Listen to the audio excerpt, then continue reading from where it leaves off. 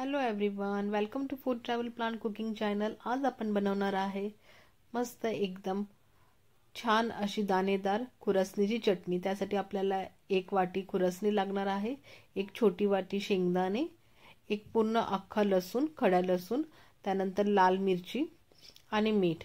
Ingredients एकदम सोपे आहेत। त्यानंतर एक कढई घ्यायची, तिला छान तापवून घ्यायची। गॅसची फ्लेम लो ठेवायची आहे। त्यामध्ये शेंगदाणे छान भाजून घ्यायचे, जास्त भाजायचे नाही, जास्त काळे नाही करायचे, फक्त थोडेसे 2-3 सेकंद त्यांना छान रोस्ट करून घ्यायचं।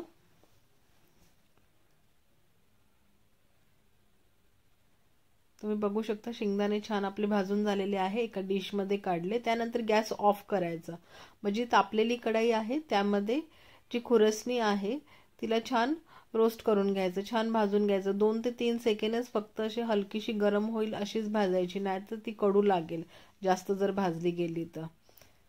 त्यानंतर हे सगळे इंग्रेडिएंट्स थंड होऊ द्यायचे।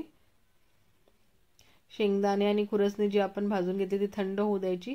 त्यानंतर मिक्सरच्या भांड्यामध्ये हे काढायचे, जास्त पावडर नाही करायची, कोर्सली ग्राइंड करून घ्यायचं आहे। मीठ टाकायचं आणि मिक्सरच्या भांड्यामध्ये, छोट्या भांड्यामध्ये काढून घ्यायचं। तुम्ही बघू शकता ही चटणी रेडी आहे। ती तुम्ही फ्रीज मध्ये पण ठेवू शकता किंवा बाहेर पण ठेवू शकता। ती 2 ते 3 आठवडे छान राहते, छान टिकते। Thank you for watching. Bye bye. नक्की करून बघा।